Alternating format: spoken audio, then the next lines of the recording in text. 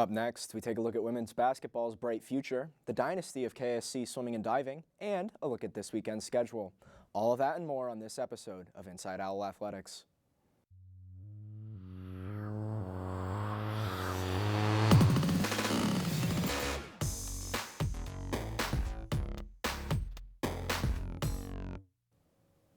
Hello and welcome to Inside Owl Athletics. I'm Matt Holderman. And I'm Quinn Kimmel. Thanks for tuning in. The Keene State women's basketball team's run for a title came to an end this past weekend. They lost in the LEC championship to Rhode Island College.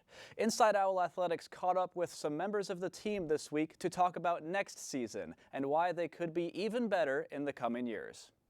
Rhode Island College with a 50-38 victory over Keene State College.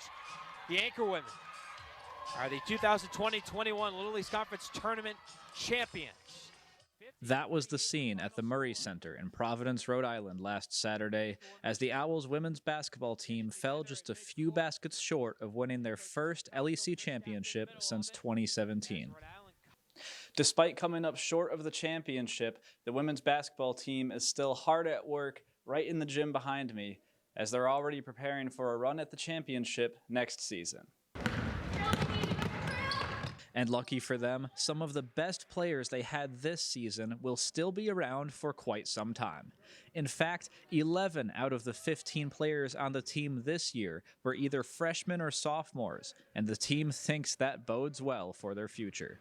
I really feel like we do have a lot of potential because we also have really good freshmen coming in who have some good height and have good skill. And I just feel like as a whole, we're really well-rounded in positions. We have posts and guards, people who can shoot and everything. Riley Burgess is one of those standout players who will be returning next year. In her first season with the team this year, she averaged 6 points per game and 6 rebounds per game, which was the 6th highest rebounds per game mark in the entire Little East Conference. Riley, I can't say enough about Riley. She has done a great job inside for us. She's a presence. She rebounds the ball. She's got good hands. Another standout player on the Owls who still has multiple years left in college is sophomore guard Haley DeRoja, who led the team in scoring and rebounding this season. I think that Haley has a lot of talent. She needs to work on some things, and she has. She's steadily progressed this year, which is great. The sophomores like Haley DeRoja, she's a really good role model because I played against her in high school. And she was just one of those people that you hated because of how good she was. So the team has the tools to succeed, but the players agree that there's one main thing they have to work on to be championship contenders again next season. I really feel like that we could improve on the 40 minutes, playing the full 4 quarters because there was a couple games where we could have won, but we had that one quarter where it was it wasn't our full effort. I think the only thing that we have to improve on is just playing for the full 40 minutes. Most of the games that we won, we were able to do that, and the games that we unfortunately came up short, we just had 1 or 2 quarters where we needed that same energy that we had in the other ones. And I think that if we can improve on that we can make it back to the championship next year and it'll be a different outcome.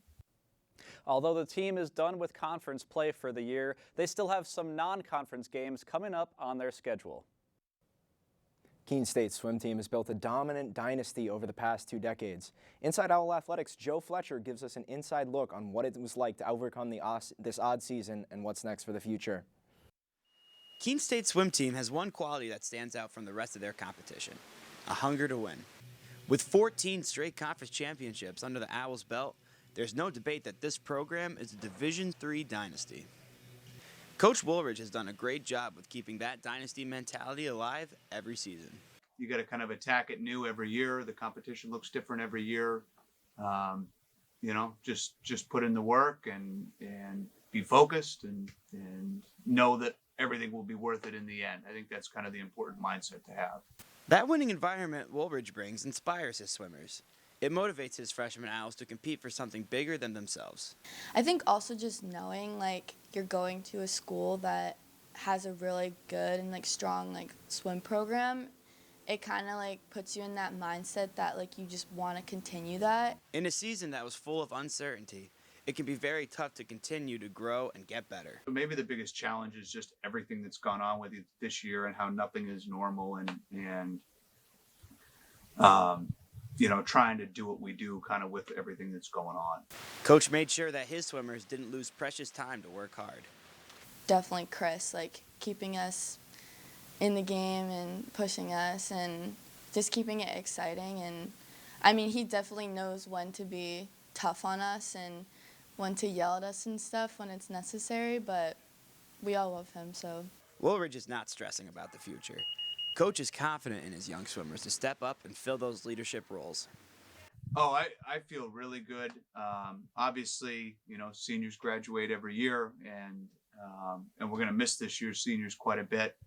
But, our underclass groups are both very strong. And then, we need to bring in a good class this year as well to help, fill in behind the seniors that are leaving. And his underclassmen are ready to step up.